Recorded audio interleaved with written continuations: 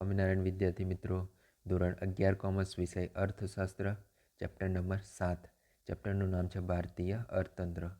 તો આગળના વિડીયોની અંદર આપણે સ્વાતંત્ર્ય પછીનું ભારતીય અર્થતંત્ર વિશે અભ્યાસ કર્યો હતો. તો આજે આપણે આ વિડીયોની અંદર ત્યારબાદ જે વિકાસમાન ભારતીય અર્થતંત્ર એટલે કે ભારતની જે આઝાદી પછી છે એ ભારત છે એ ઘણા બધા ક્ષેત્રોએ આર્થિક સુધારા થયા છે, બરાબર. તેમાં ભારતીય અર્થતંત્ર છે એ વિકાસમાન ભારતીય અર્થતંત્ર છે એવું કહી શકાય. તો કયા ક્ષેત્રો? તો 3 મુખ્ય આપણા ક્ષેત્રો છે, બરાબર.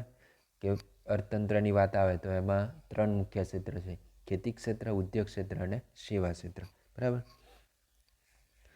તો ભારતીય અર્થતંત્ર છે એ વિકાસમાન ભારતીય અર્થતંત્ર છે, બરાબર. તે આપણે તેના લક્ષણોના આધારે નક્કી કરવાનું છે, બરાબર. તેમાં પ્રથમ લક્ષણ છે વિકાસમાન ભારતીય અર્થતંત્ર કે આર્થિક વૃદ્ધિ. આર્થિક વૃદ્ધિ, બરાબર. તો 1970 પછી છે એ આર્થિક વૃદ્ધિની ઝડપ છે એ વધારે પામી છે, બરાબર. 1970 પછી આર્થિક વૃદ્ધિની ઝડપ છે એ ખૂબ જ વધી છે. આર્થિક સુધારા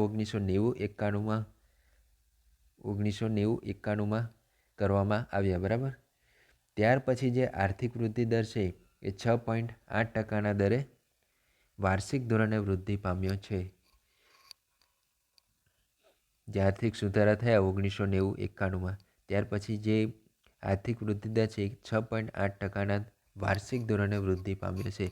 જ્યારે ભારત છે દેશનો આર્થિક વૃદ્ધિ દર એટલે કે 1950-51થી 1990-91 દરમિયાન 50-51થી 1990-91 દરમિયાન માત્ર 3.5%ના વાર્ષિક ધોરણે વૃદ્ધિ પામ્યો છે, બરાબર. એટલે કે પછી છે એ ઘટાડો થતો જોવા મળે છે, બરાબર. નજીકના વર્ષોની અંદર છે આર્થિક વૃદ્ધિ દરમાં ઘટવા પામ્યો, પણ પછી હવે નજીકના વર્ષોમાં ભારતની આર્થિક વૃદ્ધિ થશે, બરાબર. એટલે કે આર્થિક વૃદ્ધિ પામશે એવી આશા છે એ ભારત પાસે વિશ્વ રાખી રહ્યું છે. વિશ્વ આશા રાખે છે કે ભારત છે નજીકના વર્ષોમાં આર્થિક વૃદ્ધિ દરે ઘણી પ્રગતિ કરશે, બરાબર. તો વિકાસમાન ભારતીય અર્થતંત્રનું પ્રથમ લક્ષણ હતું આર્થિક વૃદ્ધિ. ત્યારબાદ આગળનું લક્ષણ છે રાષ્ટ્રીય આવકમાં ફાળો. તો રાષ્ટ્રીય આવકમાં વિવિધ ક્ષેત્રનો ફાળો, બરાબર. તો કોઈપણ દેશની આપણે લાક્ષણિકતા જાણવી હોય કે વિકસિત છે, વિકાસમાન છે કે અલ્પવિકસિત છે, બરાબર, તો તેના 3 ક્ષેત્રોના આધારે નક્કી કરી શકાય, બરાબર. તો એ 3 ક્ષેત્રો કયા છે? તો પહેલું હતું ખેતી ક્ષેત્ર, બરાબર. બીજું ઉદ્યોગ ક્ષેત્ર અને ત્રીજું સેવા ક્ષેત્ર, બરાબર. ત્રીજું સેવા ક્ષેત્ર, બરાબર. તો વિકસિત દેશ છે તો તેમાં ખાસ કરીને ખેતી ક્ષેત્રનો સમાવેશ થાય, બરાબર. તો ખેતી ક્ષેત્ર છે એ રાષ્ટ્રીય આવકનો ફાળો છે એ સૌથી ઓછો હોય છે. વિકસિત દેશની અંદર જોવા મળે કે રાષ્ટ્રીય આવકમાં ખેતી ક્ષેત્રનો ફાળો સૌથી ઓછો હોય અને ઉદ્યોગ અને સેવા ક્ષેત્રનો ફાળો છે એ સૌથી વધુ હોય છે, બરાબર. તો વિકસિત દેશોની અંદર છે ઉદ્યોગ અને સેવા ક્ષેત્રનો ફાળો સૌથી વધુ હોય છે. ત્યારબાદ વિકાસમંદ દેશોની વાત કરીએ તો વિકાસમંદ દેશ એ ભારત છે, બરાબર. તો દાખલા તરીકે કહી શકાય કે ભારત એ પણ વિકાસમાન દેશ છે, બરાબર. તો તેમાં ખેતી ક્ષેત્રનો ફાળો છે એ સૌથી ઘટતો થયો છે, બરાબર.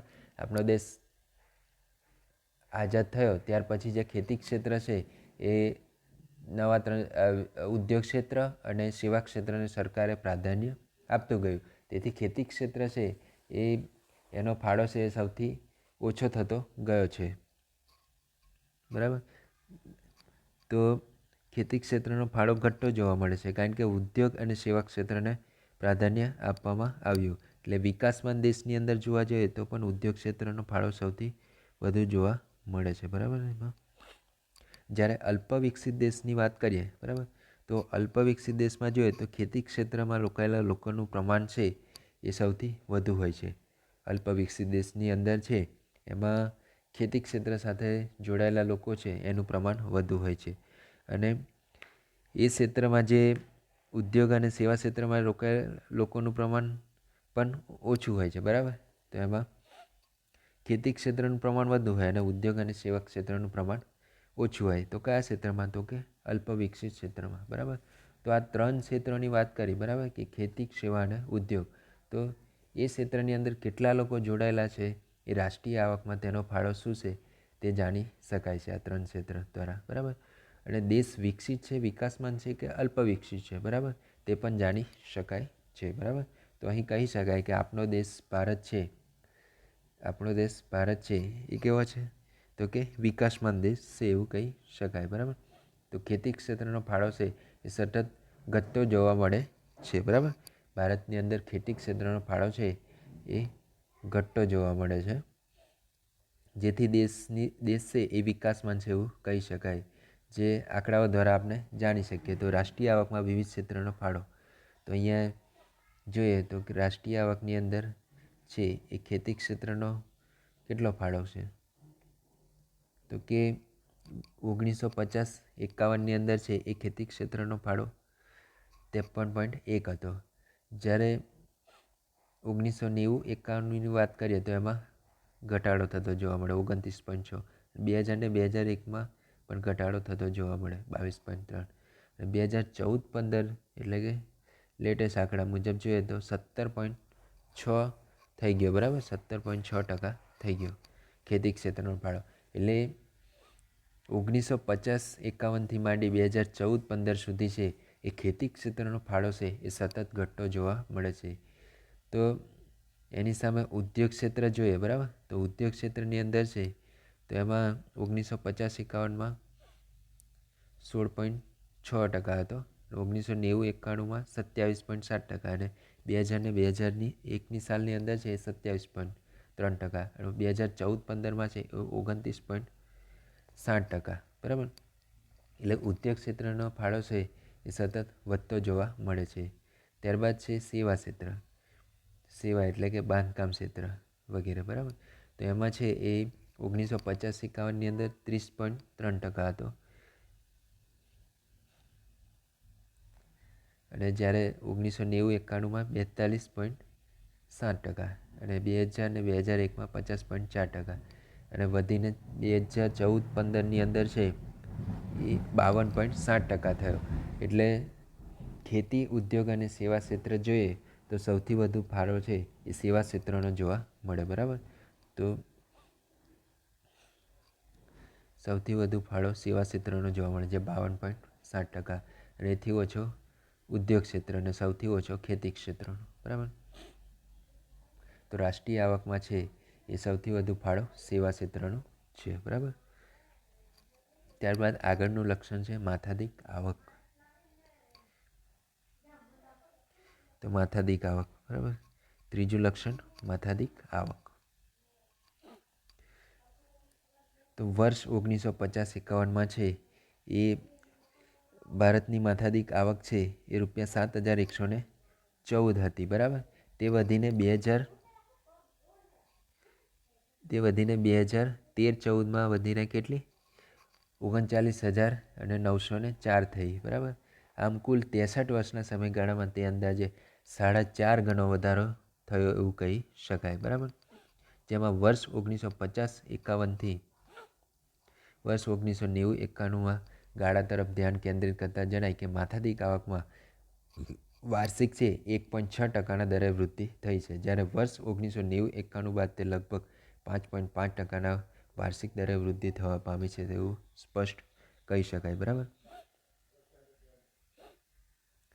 તો વર્ષ 1950-51માં છે એ 7,114 હતી, જે વધીને 2013-14માં 39,904 થઈ, એટલે કે 4.5 ગણો વધારો થયો માથાદીઠ આવકમાં.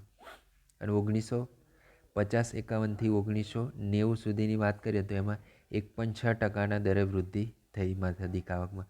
ત્યારબાદ 1990-91માં આર્થિક સુધારા થયા ત્યારે ભારતની જે માથાદીઠ આવક છે તેમાં લગભગ 5.5%ના દરે વધવા પામી છે એવું કહી શકાય, બરાબર.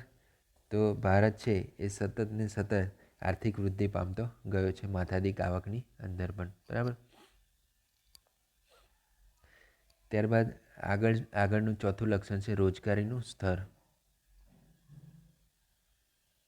રોજગારીનું સ્તર, બરાબર.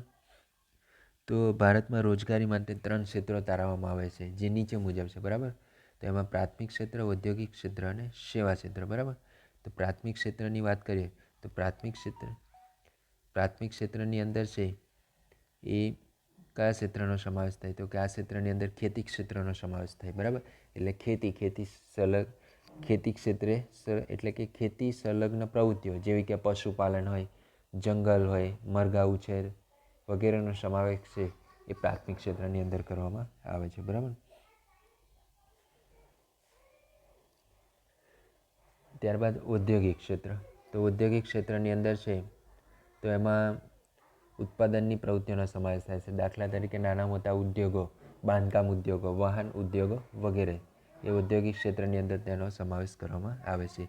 સેવા ક્ષેત્ર. તો સેવા ક્ષેત્રની અંદર છે એ વેપાર, વાહન વ્યવહાર,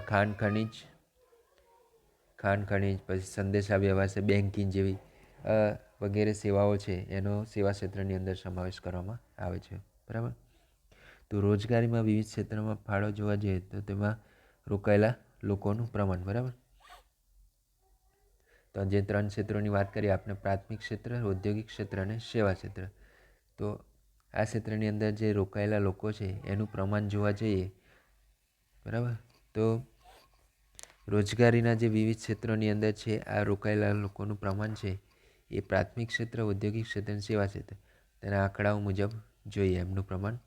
તો એમાં પ્રથમ છે પ્રાથમિક ક્ષેત્ર એટલે કે ખેતી ક્ષેત્ર, બરાબર. તો એમાં 1951ની વાત કરીએ તો એમાં 72.1% લોકો જોડાયેલા હતા. ત્યારબાદ એમાં ઘટાડો થતો જોવા મળે છે. 1991માં 66.9% થયો, 2001માં 56.7% અને વર્ષ 2011-12માં ઘટીને 48.9% થયો. એટલે કે ખેતી ક્ષેત્રની અંદર છે એ જે જોડાયેલા લોકોનું છે એનું પ્રમાણ છે ધીમે ધીમે ઘટતું જોવા મળે છે. શાના કારણે, તો કે ઉદ્યોગ ક્ષેત્ર અને સેવા ક્ષેત્ર આવવાના કારણે, બરાબર. ત્યારબાદ આગળનું ક્ષેત્ર છે ઔદ્યોગિક ક્ષેત્ર, બરાબર, એટલે ઉદ્યોગ ક્ષેત્ર. તો એમાં છે 1991ની અંદર છે એ 10.6% લોકો જોડાયેલા હતા અને ત્યારબાદ 1991ની વાત કરીએ, બરાબર, તો 12.7%. 2001ની વાત કરીએ તો 18.1%. 2011-12ની વાત કરીએ તો 24.2%. એટલે કે ઔદ્યોગિક ક્ષેત્રની અંદર પણ સતત વધારો થતો જોવા મળે છે, બરાબર. અને ખેતી ક્ષેત્રની અંદર એટલે પ્રાથમિક ક્ષેત્રની અંદર ઘટાડો થતો જોવા મળે, ઔદ્યોગિક ક્ષેત્રની અંદર વધારો જતો જોવા મળે. ત્રીજું ક્ષેત્ર છે સેવા ક્ષેત્ર. તો સેવા ક્ષેત્રની વાત કરીએ તો સેવા ક્ષેત્રમાં 1951માં, બરાબર, તો એમાં 17.3% લોકો જોડાયેલા હતા, એમાંથી રોજગારી મેળવતા હતા.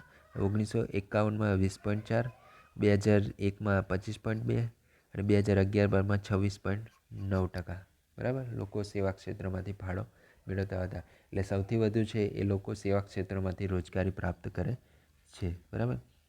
તો રોજગારીનું પ્રમાણ છે એ સેવા ક્ષેત્રની અંદર સૌથી વધુ જોવા મળે છે અને સૌથી ઓછું ખેતી ક્ષેત્રમાં. અને ત્યારબાદ ખેતી ક્ષેત્રથી આગળ જોઈએ તો ઔદ્યોગિક ક્ષેત્રની અંદર રોજગારીનું પ્રમાણ વધુ જોવા મળે છે, બરાબર. તો રોજગારીનું સ્તર છે, બરાબર, એ 3 ક્ષેત્રના આધારે નક્કી કરી શકાય: પ્રાથમિક ક્ષેત્ર, ઔદ્યોગિક ક્ષેત્ર અને સેવા ક્ષેત્ર, બરાબર. ત્યારબાદ આગળનો પોઈન્ટ છે એટલે કે 5મું લક્ષણ આગળનું, પાયાની સુવિધાઓમાં વૃદ્ધિ, બરાબર. પાયાની સુવિધાઓમાં વૃદ્ધિ. તો આપણા દેશ જે આઝાદ થયો તો પાયાની સુવિધાઓમાં ફેરફાર આઝાદી પછી થયા, બરાબર. તો કેવા ફેરફાર થયા, તો તે કોઈપણ દેશના વિકાસ માટે જો મહત્ત્વની સુવિધાઓ હોય તો તે કેવી છે, તો કે પાયાની સુવિધા હોય, બરાબર. એટલે કોઈપણ દેશ જો વિકાસ કરતા હોય તો એની પાછળ જે સુવિધાઓ મુખ્યપણે સંકળાયેલી છે તો એ પાયાની સુવિધાઓ હોય છે, બરાબર. તો એમાં જોવા જઈએ તો પહેલું સિંચાઈની સગવડ.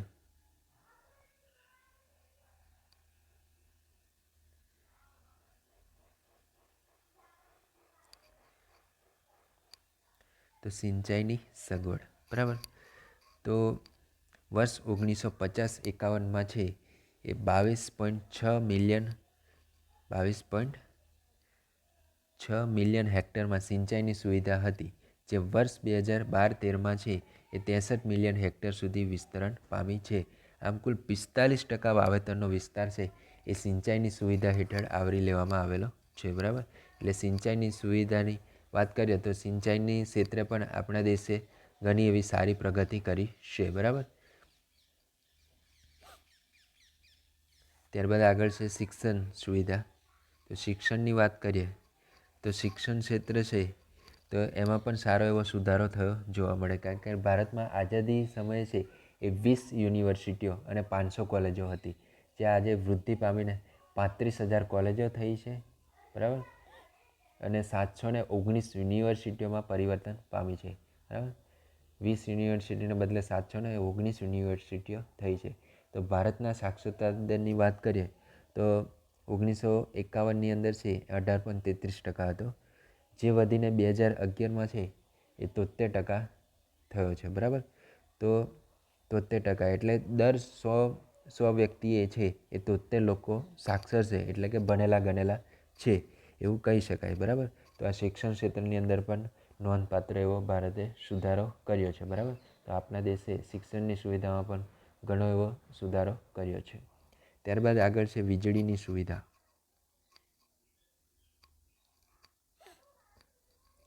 તો ઈસવીસન 1950-51માં છે એ વીજળીનું ઉત્પાદન ક્ષમતા છે એ 2300 મેગાવોલ્ટની હતી. બરાબર, જે વધીને 2011-12માં છે એ 2,43,000 મેગાવોલ્ટ થઈ. તો એમ કહી શકાય કે લગભગ 10 કે 12 ગણી વીજળીના ઉત્પાદનની અંદર પણ જે વધારો કરવામાં થયો. બરાબર, એટલે 10 કે 12 ગણી વીજળીના ઉત્પાદનની ક્ષમતા વધી. બરાબર, એટલી ક્ષમતા છે આપણા દેશ પાસે, જે આપણા માટે ખૂબ જ સારી બાબત કહેવાય. બરાબર, તો વીજળીની સુવિધાની અંદર પણ આપણો દેશ છે એ ઘણી એવી પ્રગતિ કરી છે. ત્યારબાદ રોડ રસ્તાની વાત આવે, એટલે કે રોડ રસ્તાની સુવિધા.